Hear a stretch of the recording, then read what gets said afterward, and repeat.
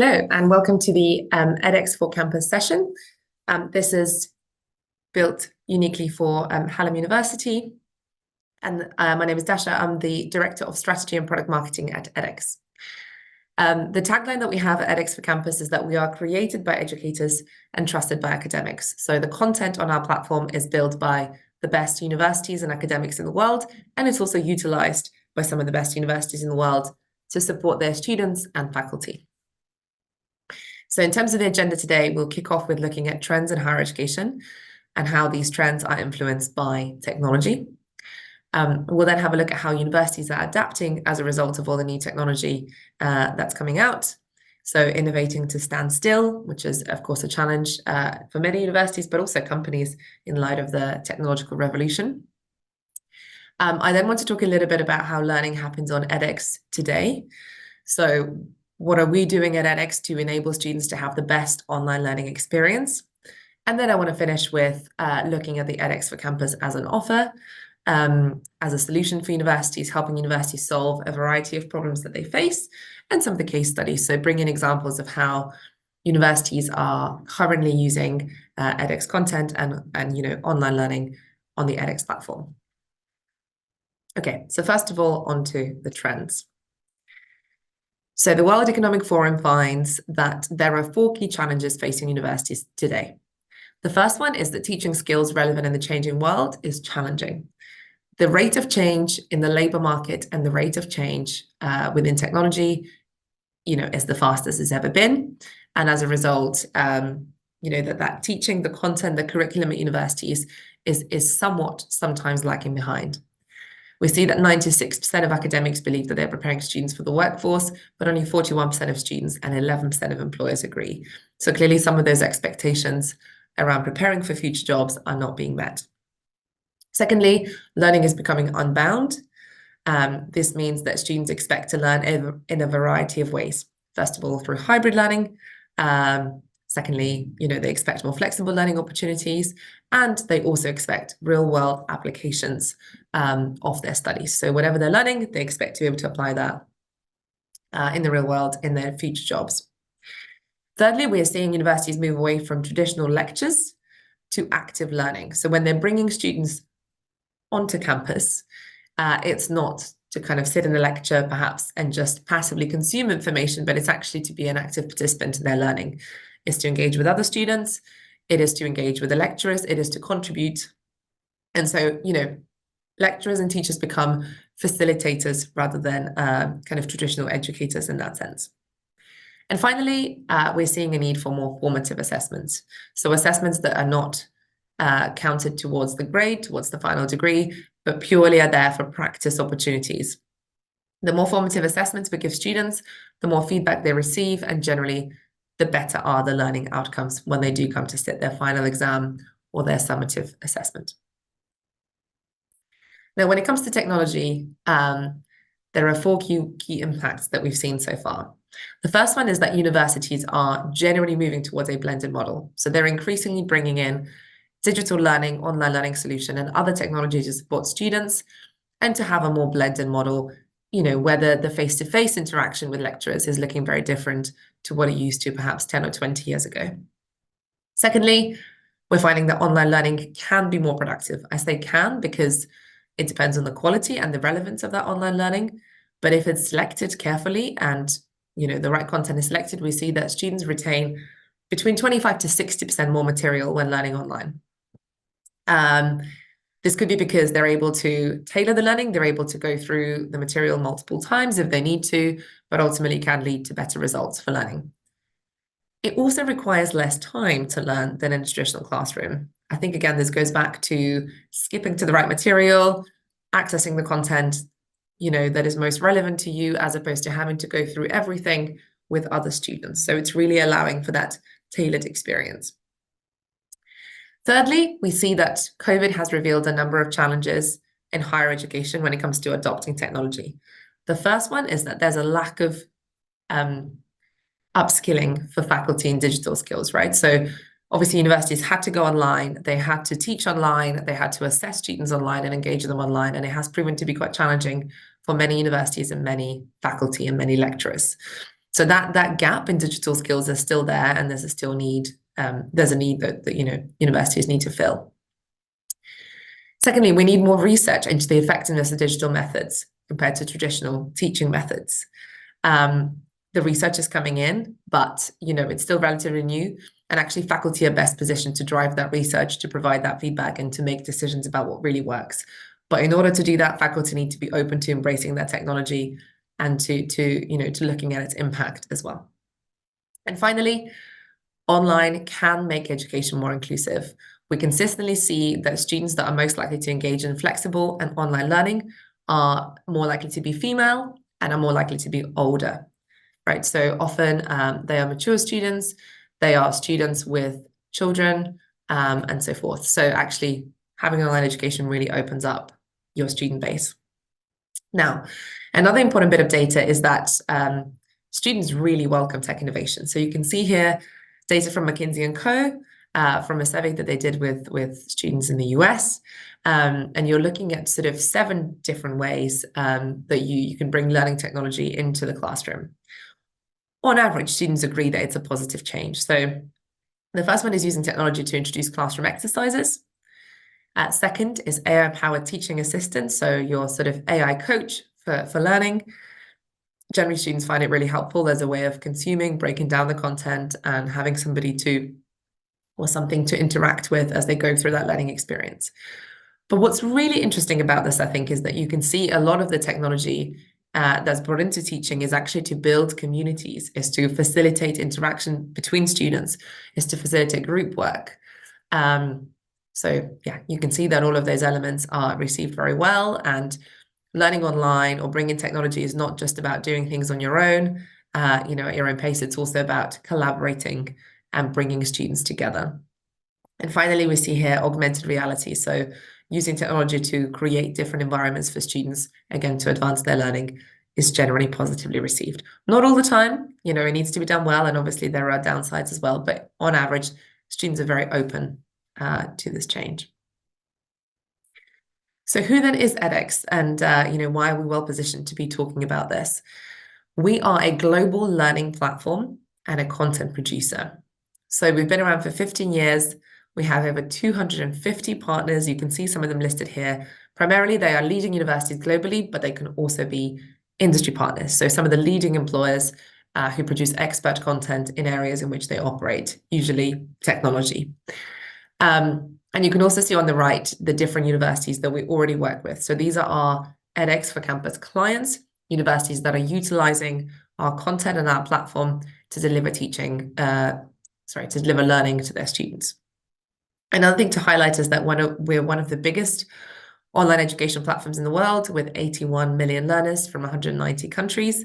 And we truly do have the best university partners. 37 out of our 50 out of the top 50 are included on our platform. This is based on kind of university rankings globally. Okay, so when it comes to innovation, what are we seeing universities do? And what are the positive impacts as well? We generally see that education has become a lot more tailored to individual needs of students. And this is a really, really positive thing. So students can, learn more flexibly, learn in the way that works for them, that leads to better outcomes. That is a very positive change. We're also seeing that assessment has become more automated. Assessment is a big burden on teachers and lecturers, and to see that technology can support with assessment, again, is a positive change. That means that students get more feedback, and potentially they get more assessment as well, which helps them learn and progress. The AI-powered teaching assistant, is another big trend in how tech is transforming learning. And again, having that kind of companion for students, having AI help you digest content, engage, maybe ask really good questions, is also a really positive change. Self-paced learning has been empowered by the technology, so learning at your own pace, learning flexibly, is happening all over the world. And finally, there is better monitoring of student progress and engagement. So technology has really enabled us to have quantifiable data on how students are really doing throughout the year. So not just looking at exam results or assessments, but actually tracking that student engagement throughout the learning cycle. So on edX, we're also adapting to these changes. So you can see here that there are 3 core areas of innovation using AI that I want to identify. The first one is that we do have an AI learning assistant on the platform. So similarly to what I was mentioning earlier, if somebody is taking a course on edX, they can have an AI coach and they can engage with it to help them consume and understand the content. We also have something that we call Skills Builder, which effectively recommends courses based on the skills that learners are looking to build. So somebody can come into the platform, specify the types of skills, maybe the types of careers that they want, and then the content would be recommended to them. And finally, for admins and for faculty, the reporting has been simplified. So again, for tracking student progress and monitoring, we've introduced AI changes to summarize key insights about your learner groups, which should be very helpful for faculty. So looking at the AI assistant, you can see here some examples, of what this would bring. So it uses the course curriculum to support students as they progress. It doesn't just provide answers, but it can also ask questions and keep students engaged. And finally, it's really good at summarizing the content. So if somebody's short on time and they just want to get to the point, then, the learning assistant can do that for them. Back to the point of online learning potentially being more productive than face-to-face learning. Skill Builder, as you can see here, as I already mentioned, recommends relevant skills. So you can see here, there's an example of somebody who is a software engineer who is looking to retrain to product manager. And so you can see the top skills for product manager, and then you'll know how to guide your learning and you'll know where to go. So for universities, if your students are in final year and they're thinking about careers, this is a really good tool for them to use to understand how they can further advance their learning and their skills. Okay, so learning on edX. The first thing to mention is that we have an active learning methodology. So I touched on active learning earlier in the session, and it's something that we really believe in. And the way that we create an active learning experience for students on the platform is through experience. So number 1, it's actually bringing the knowledge. It's experiencing the learning in a number of different ways, from engaging video lectures to data visualizations and to interactive elements within the course. That means that students are much better positioned to consume and remember the content that they consume on the platform. Secondly, is through practice. It's critical that students demonstrate that they've understood and they've remembered the content. So for that, we have quizzes, open response assessment, virtual environments, etc. So formative assessment is a big part of that, where students can continuously demonstrate the knowledge that they're bringing. And thirdly is application. So it's really getting students to think about how they can apply the knowledge that they learn in the real world, whether that's in their future career, maybe it's back in the classroom, but there'll be a number of content types like capstone projects, encouraging students to really think about the application of the knowledge. So you don't just learn it for knowledge sake, you actually then go into the real world and apply the learning. Now, what does a self-paced course look like on the platform? So you can see here that there are some unique things about the learner experience of students on edX. The first one is, of course, that they learn at their own pace. The learning is online, is self-paced. Secondly, is that there are active learning options, such as discussion forums. So, just because you're learning online doesn't mean you don't engage with other students. And we very much encourage that engagement piece. Now, students are assessed in a number of different ways. I mentioned formative assessment, but of course there is summative assessment and assignment. They will always have quizzes and they will even have exams to complete the course. So the assessment is rigorous for students to get that certificate at the end.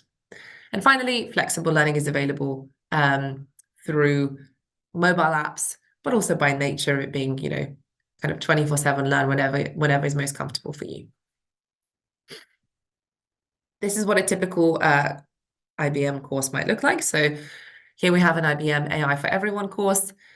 Generally, it's about 4 to 6 weeks long, and there's about 4 to 8 hours of learning you're expected to do a week. So when thinking about bringing this content into your curriculum, you can have a think about the learning hours and how much time you want students to spend to dedicate on the platform, or even if you're going to use this content for credit, is how many credits you might assign to the learning they do on the platform.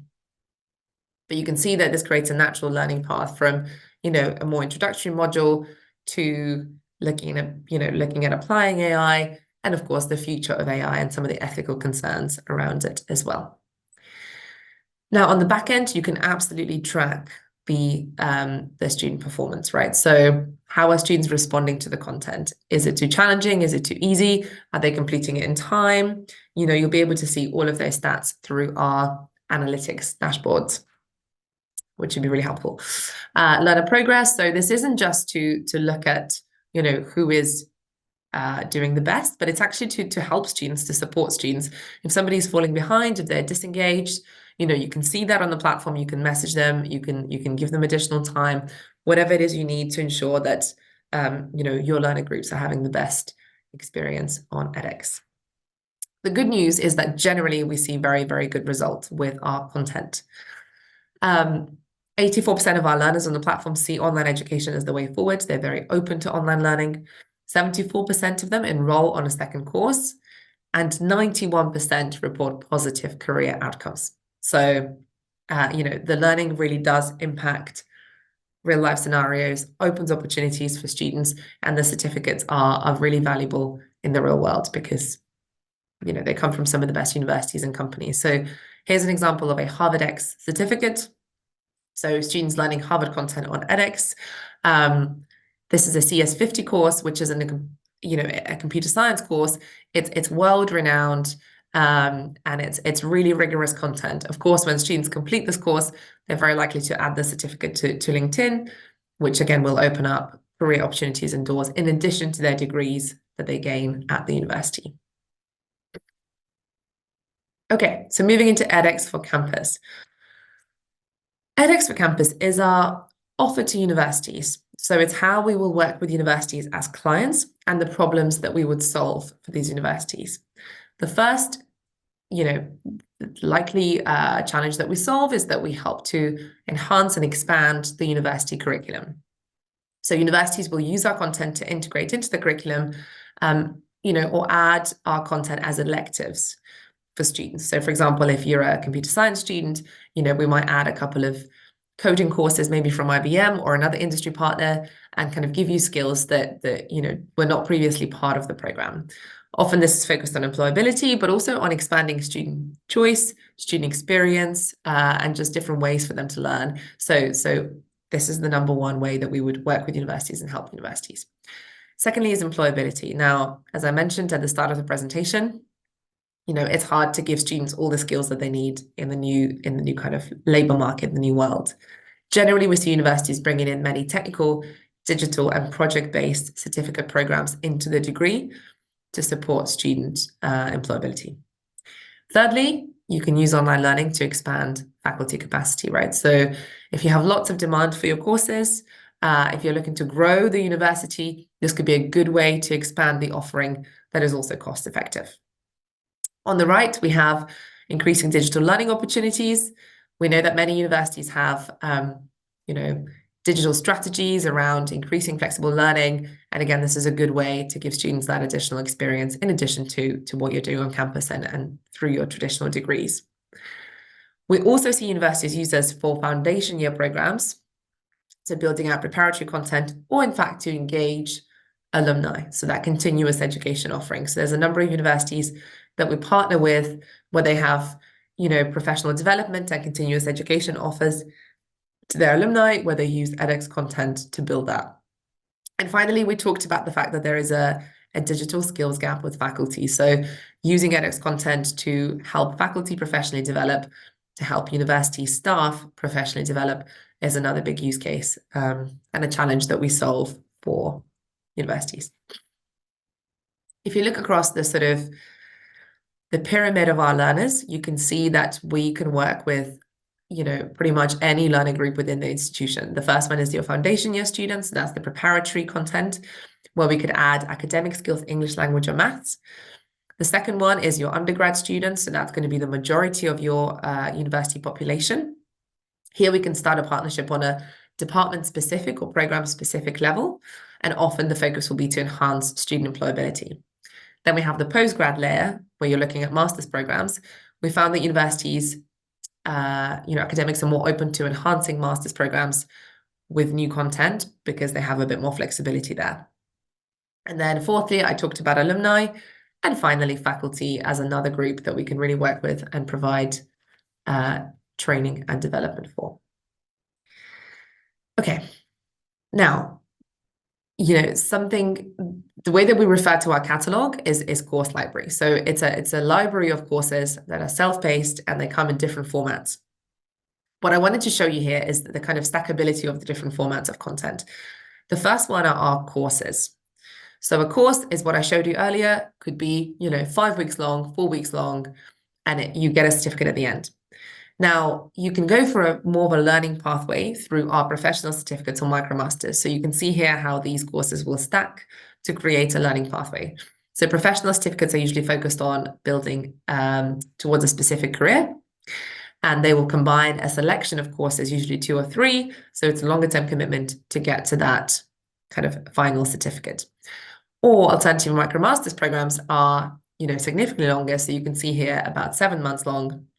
And they will combine a number of courses intentionally to take students on a pathway and really deepen their knowledge in a particular area. So the example we have here is from Tec de Monterrey, and it's in innovation and entrepreneurship. So could align easily to your business degrees, to, for example, MBAs globally. And what's really important is that this content that you bring in is then recognized for credit by other institutions in the world. So a student could complete a micromasters on edX while they're studying at your university, and then that could count for credit either with your university or actually with, future universities they might approach if they wanted to pursue a master's program or something like this. So you can see here that the micromasters in question here is recognized for credit at Tec de Monterrey. So the university has produced this content, but also at Rochester Institute of Technology in the US. So again, it gives students opportunities, not just in terms of careers, but also in terms of further academic progression. Okay, so a little bit about our solutions and case studies. There are 2 core problems that we solve that I mentioned. The first one is supplementing the curriculum. So we would look at the structure of the university, often structured in faculties that are similar to these, right? Computer science, engineering, business and management sciences, and education. And we would look to bring in new additional skills that your students could benefit from. So I highlighted some of the kind of most in demand future skills here, but obviously we can, work on a tailored list of skills or tailored list of areas, that you might be interested in for your students and kind of the new skills that you want to add.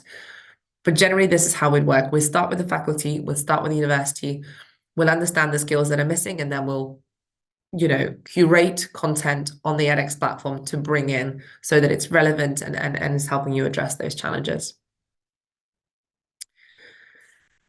Another big use case for us, as I mentioned, is employability. So that's a big problem that we help universities solve, is helping them make their students more employable. Often we would use professional certificates to address this problem. As I mentioned earlier, professional certificates are tailored around careers.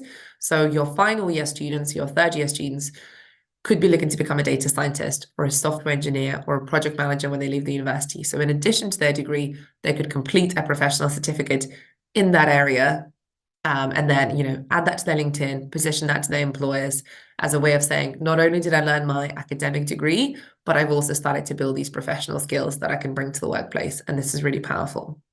We would often couple that with soft and professional skills, which again, universities don't often tend to teach. But again, in preparing students for the workplace, they will benefit from leadership skills, from emotional intelligence skills and digital skills, which they can also learn on the edX platform. In working with universities, we really want to partner and enhance, right? We're not here to replace anything that universities do. We're here to support them in solving their own challenges. So you can see here an example where there's a traditional MBA curriculum on the left, and there are some edX courses that we might suggest bringing in, maybe as electives for this MBA. So you can see some of our best partners and really innovative content to support the existing curriculum.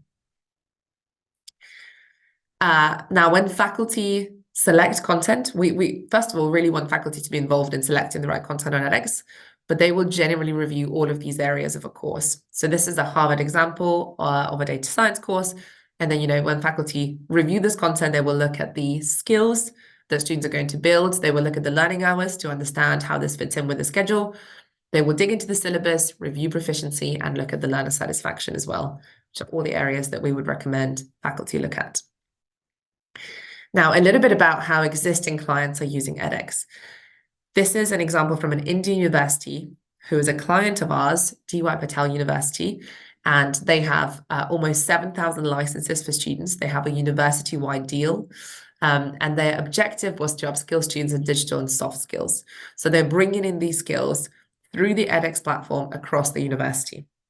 The faculty are also really involved in curating content for their own students, so recommending and curating the right content. And overall, the impact that they're seeing is really positive in helping their students stand out, both academically and in terms of their employability prospects.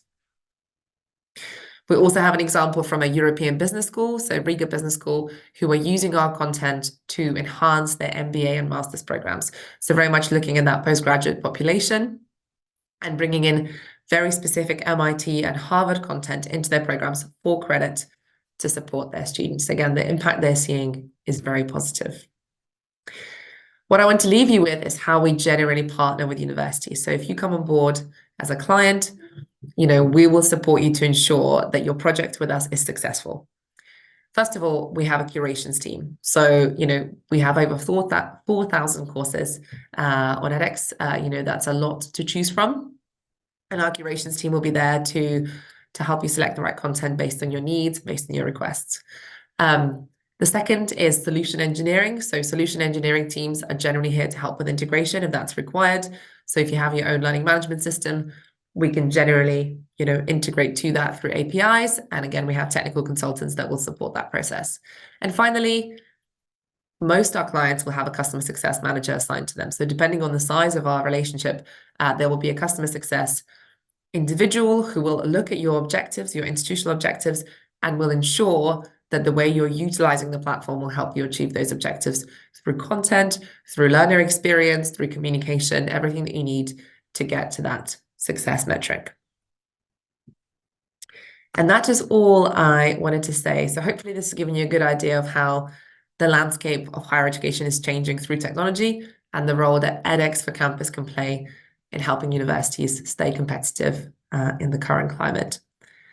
Thank you so much for listening.